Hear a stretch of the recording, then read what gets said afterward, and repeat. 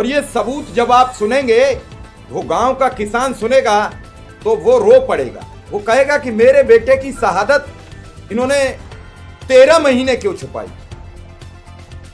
यानी जो बाहर से खबरें मिल रही थी कि हमारे कुछ जहाज गिरे हैं, हमारे सैनिक शहीद हुए हैं, वो सही बात थी। आज ये खबर छपी, सबसे पहले मीनू जी उस खबर पर ले चलूंगा। ये खबर है, इस खबर में लिखा है कि ऑपरेशन सिंदूर में शहीद हुए थे 6 भारतीय जवान, पहली बार सामने आए नाम। अब तो उनकी अस्थियां भी नहीं बची होंगी, अब तो हम उन्हें श्रद्धांजलि भी नहीं दे सकते, हम उनके सम्मान में उन्हें अंतिम सलामी भी नहीं दे सकते। 13 महीने तक इस देश को गुमराही के दौर में क्यों रखा गया? सोचिए, विचार कीजिए। शर्म तो तब आई जब देखते ही देखते फिर राजनाथ सिंह का एक लोकसभा का वक्तव्य वायरल हो गया। क्यों बोले? मैं उस वक्तव्य को सुनाऊं, फिर मीनू जी आपके पास आऊं, आपकी इजाजत हो तो। आपको प्रश्न पूछना है तो यह पूछिए कि इस ऑपरेशन में क्या हमारे जवान सैनिकों को कोई क्षति हुई है, तो उसका उत्तर है नहीं। अध्यक्ष महोदय, कितनी बेशर्मी से जवाब दिया गया है। सोचिए उनकी मां पर क्या गुजरी होगी जब यह बयान दिया गया। जिस मां ने 9 महीने अपनी कोख में रखकर उस बेटे को जन्म दिया, जो कफन में लिपटकर घर लौटा, क्या बीत रही होगी आज उन पर। शिव कुमार जी, एक शेर है, मुझे शायर का नाम तो याद नहीं है, उसने बोला था वो झूठ बोल रहा था कुछ इस सलीके से कि मैं एतबार न करता तो क्या करता। जिस कॉन्फिडेंस के साथ और जिस बेशर्मी के साथ रक्षा मंत्री राजनाथ सिंह झूठ बोल रहे हैं, एक के बाद एक झूठ बोल रहे हैं। अभी तो पहले हम शहादत पे ही टिकेंगे जवानों की, क्योंकि हमारे लिए जहाजों के गिरने के बजाय जवानों की शहादत का मुद्दा बड़ा है, जिसे कि छुपा लिया गया। मतलब 13 महीने तक इस देश की जनता को मैं रोकूंगा आपको। वो कोई राजनीतिक मंच पर नहीं बोल रहे थे, वहां बोल रहे थे जहां संवैधानिक बातें होती हैं। वो वहां जवाब दे रहे थे जहां का सच हम सब स्वीकार करते हैं। तो इतना बड़ा झूठ वो कैसे बोल पा रहे थे? और बगल में बैठे गृह मंत्री की मुस्कुराहट आपने देख ली होगी, बेजे बराबर थपथपा रहे थे। क्या इसका मतलब पूरी सरकार झूठ पर चल रही है? मैंने अपनी बात आई तो मैंने बोल दिया जी, पूरी सरकार झूठ पे और बेशर्मी अख्तियार किए हुए है। वो जो यहाँ बैठे हुए जो सत्ता पक्ष के सांसद है, जिस कदर मेजे थपथपा रहे हैं कि कोई हमारे सैनिकों की हानि हुई या नहीं, तो उसका जवाब है नहीं, और वो चिल्ला के पड़ते। और आज उनको शर्म आनी आ रही है या नहीं? शहीदों के प्रति जो तुमने इतना अपमान किया है उनका, उससे शर्मसार होके इस्तीफा दे दो। मूर्खों, बेशर्मों, इस्तीफा दे दो। शर्म आनी चाहिए। उनकी शहादत का इतना बड़ा अपमान, ये वो सरकार है जो विपक्ष को कहती है कि तुम सेना का अपमान करते हो, तुम्हें सम्मान करना नहीं आता। हम हैं सेना का सम्मान करने वाले। तो ऐसे सम्मान करने वाले कि जिन्होंने 13 महीने तक देश को मतलब इस उससे गौरव से वंचित रखा कि हमारे शहीद जवान शहीद हुए बॉर्डर पे हमारी रक्षा में। जिस वक्त हम टीवी पे बैठे हुए उसका लाइव टेलीकास्ट देख रहे थे, उस टाइम इन 6 ने शहादत दी है। शिव कुमार जी, हमें शर्म से झुक जाना चाहिए सिर्फ कि हमें पता नहीं था। हम समय पे हमें उनकी परिवारों के साथ जब खड़ा होना था और जब हमें उन्हें श्रद्धांजलि देनी थी, उस वक्त हमारे सामने ये झूठ परोसा गया। और झूठ, इतना बड़ा झूठ रक्षा मंत्री कोई अपनी तरफ से तो बोल नहीं रहे हैं। उनको तो जो प्रधानमंत्री ने जो अप्रूवल दी होगी वो बोल रहे होंगे। उसमें आपने इतना बड़ा झूठ, और आज उन्हीं 6 शहीदों के नाम आपके पास थे और वो आप आज दर्ज करा रहे हैं राष्ट्रीय युद्ध स्मारक में। आप दर्ज करा रहे हैं, और ये तो आप जैसे सोशल मीडिया के कुछ चैनल्स हैं जो इस खबर को निकाल लाए हैं और इसको शाया कर दिया है। मतलब अब जनता सोचे ये कि अब अंदाजा लगाइए राम मंदिर के चढ़ावा घोटाले में क्या क्या झूठ बोला जा रहा है। और आप अंदाजा लगाइए कि 2002 में जो गोधरा एक्सप्रेस को जो जलाया गया था डिब्बे, उसकी सच्चाई क्या होगी। आज अंदाजा लगाइए आप किस तरीके से झूठ बोलने में माहिर है ये सरकार, कि हर बात पे झूठ। मतलब इसी मुद्दे पे राहुल गांधी ने सवाल पूछा था कि भाई हमारा क्या नुकसान हुआ, ये भी तो बताइए देश को।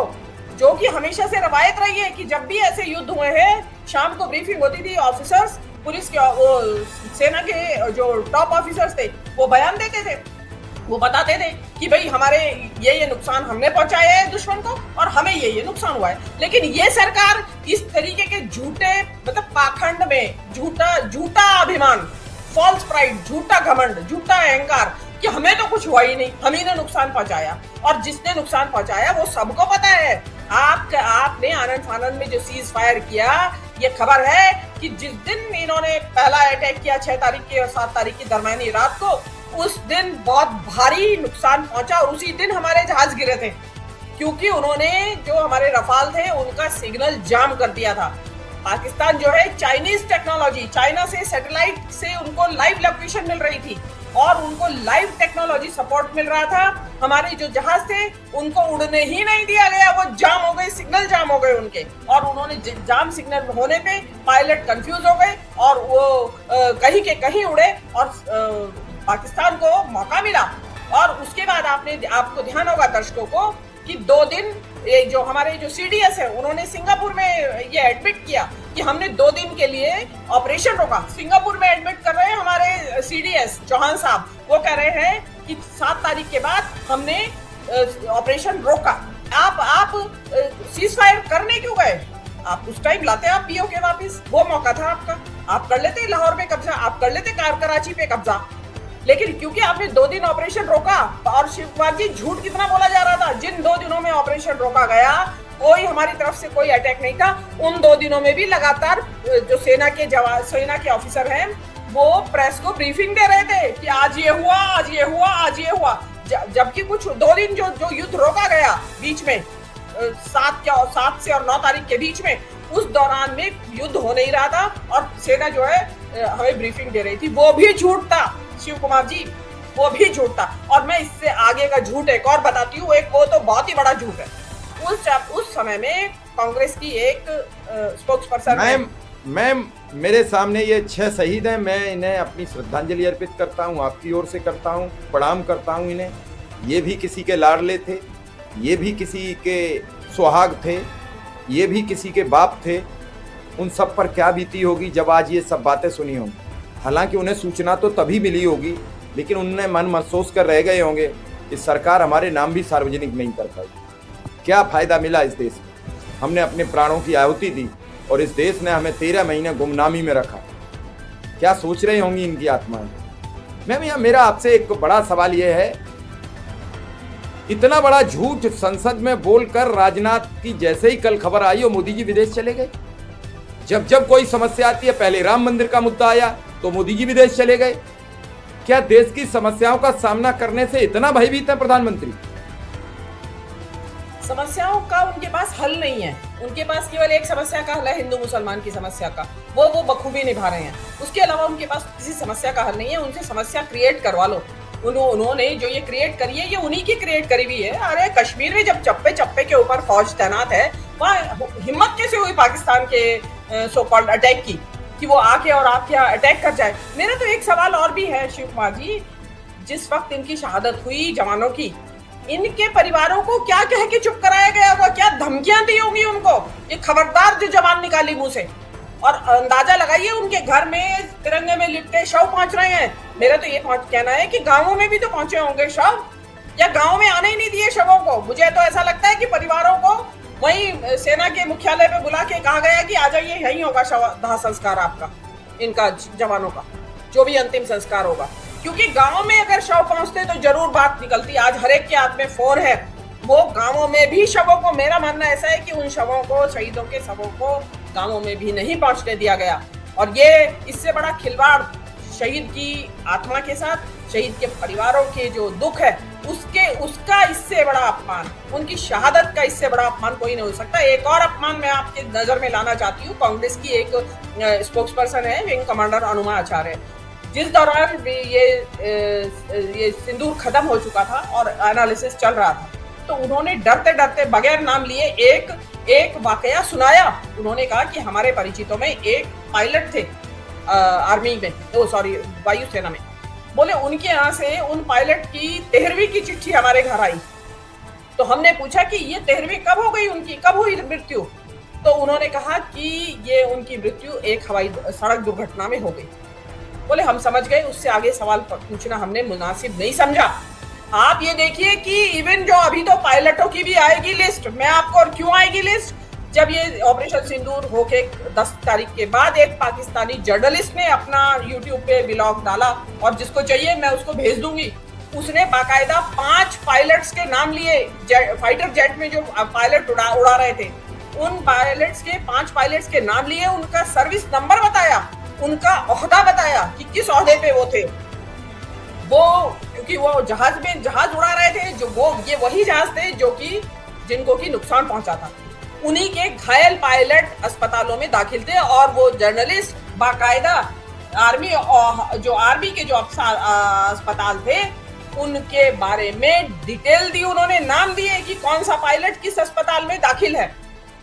आपको पता है कि कौन पायलट, 5 पायलट मरे भी हैं। आपको देखिएगा धीरे से, आज से 6 महीने बाद इन 6 पायलटों, आप मेरी याद रखिएगा शिव कुमार जी, और मेरे पास वो वीडियो है, मैं अभी, क्योंकि मैंने जब वो बोला था तो वो वीडियो वायरल हुआ था, मैंने कौन से चैनल पे बोला, तो उसमें मैंने बताया कि ऐसे ऐसे पाकिस्तानी जर्नलिस्ट ये बात कह रहे हैं उस वक्त, क्योंकि वो इतना कठिन समय था शिव कुमार जी, क्योंकि आप बोले नहीं, आपने मुंह खोला नहीं, और आप देशद्रोही साबित हुए, आपके ऊपर मुकदमा कायम हो जाएगा।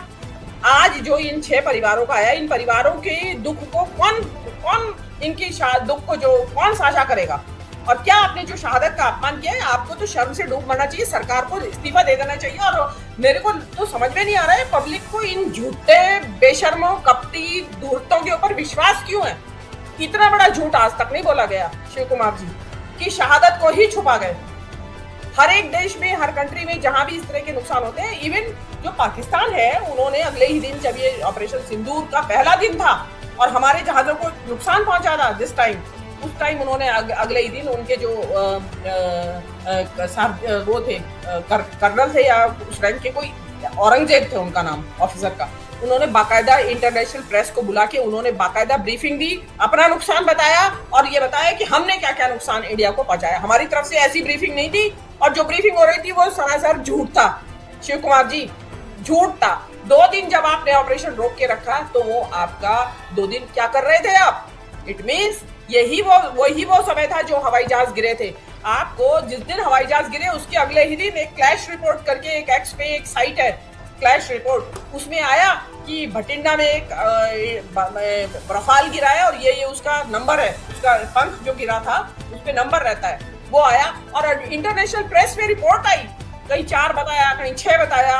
और जो आपके ट्रम्प हैं अमेरिका के प्रेसिडेंट, वो तो बार बार कहते रहे कि नुकसान पहुंचा है, रफाल गिरे हैं, और इंटरनेशनल प्रेस में आया कि रफाल गिरे हैं। और उनके गिरने का कारण था क्योंकि इंडिया के पास उन रफाल का सिक्योरिटी कोड नहीं था। अगर सिक्योरिटी कोड होता तो उसमें अपने जरूरत के मुताबिक उसमें बदलाव कर सकते थे, तो क्योंकि सिक्योरिटी कोड था नहीं तो उसमें बदलाव नहीं कर पाए, और वो जिस हालत में थे उसी हालत में उड़ाए। अब इसमें एक और सवाल उठता है शिव कुमार जी, जो रफाल फेल हो गए, जिनको जाम कर दिया चाइनीज टेक्नोलॉजी ने, वो रफाल जो है आपने दोबारा और खरीदने का ऑर्डर दे दिया उनका, किस लालच में? आप देखेंगे कि मैक्रॉन जो है अननेसेसरी मोदी की चापलूसी करते रहते हैं। वो इसलिए करते हैं कि वो अपना कबाड़ बेच रहे हैं, वो 5th जनरेशन का कबाड़ आपको बेच रहे हैं, जबकि आप 5.5 जनरेशन के नए हवाई जहाज, जो लड़ाकू जहाज देश में आ गए, दुनिया में आ गए। अब ये जो अनुमा आचार्य बता रही है, मैं तो उस दिन का इंतजार कर रही हूँ। और वो अमित शाह जी जो बैठे हंस रहे हैं, इन्होंने तो ये कहा था कि भाई हमारे तो इस लड़ाई में कोई पूछे हमें क्या नुकसान हुआ, हमारी तो एक खिड़की भी नहीं टूटी है, उन्होंने ये कहा था। और जबकि आपको ध्यान होगा कि राहुल गांधी जम्मू कश्मीर में बॉर्डर एरिया पे गए थे, जहाँ पे पाकिस्तान की जो बमबारी थी उससे जिन घरों को नुकसान पहुंचा था, या कुछ लोग मारे गए थे, आपको ध्यान होगा स्कूल के बच्चे भी मारे गए थे उसमें। 2 भाई बहन का बड़ा चर्चा हुई थी कि वो मारे गए हैं। तो वो सब चीजें आप मतलब ये किस तरह की झूठी बहादुरी। अरे भाई जब युद्ध लड़ रहे हो और इस युद्ध में आपको कितना नुकसान हुआ होगा शिव कुमार जी, ये इस बात से जाहिर होता है कि आज जो है पाकिस्तान जो है इस युद्ध को लड़ने के बाद दुनिया का सरताज बना हुआ है, सबका लाडला बना हुआ है पाकिस्तान, सऊदी अरब का लाडला बना हुआ है पाकिस्तान, अमेरिका का लाडला बना हुआ है पाकिस्तान, चीन का लाडला बना हुआ है। मतलब पाकिस्तान की जो कार्यकुशलता थी इस युद्ध में, उनकी जो समझदारी थी, उससे प्रभावित होकर सऊदी अरब ने अपनी सुरक्षा का जिम्मा पाकिस्तान को दे दिया। और आज अभी और बता रहे हैं कि और कंट्रीज भी उन्हीं को देने वाले हैं। तो आप तो फेल हुए, आपने देश को सच नहीं बनाया। और जो मीडिया क्या मीनू जी ये मान लिया जाए कि लगातार मोदी फंसते जा रहे हैं, तो मोदी ऐसा कर रहे हैं कि राजनाथ का नाम प्रधानमंत्री पद के लिए ना चल पाए, ये साबित हो जाए? नहीं, बड़ी गंभीरता से टिप्पणी है कि अमित शाह का ही नाम रहे प्रधानमंत्री पद पर। योगी को राम मंदिर में फंसा दिया, चंदा चोरी सामने आ गई, राजनाथ को इतना बड़ा झूठ आज सामने आ गया, तो धीरे धीरे सबको खत्म किया जा रहा है। केवल अमित शाह बढ़िया आदमी है, यहाँ अमित शाह की कोई बुराई और मतलब उन पर आरोप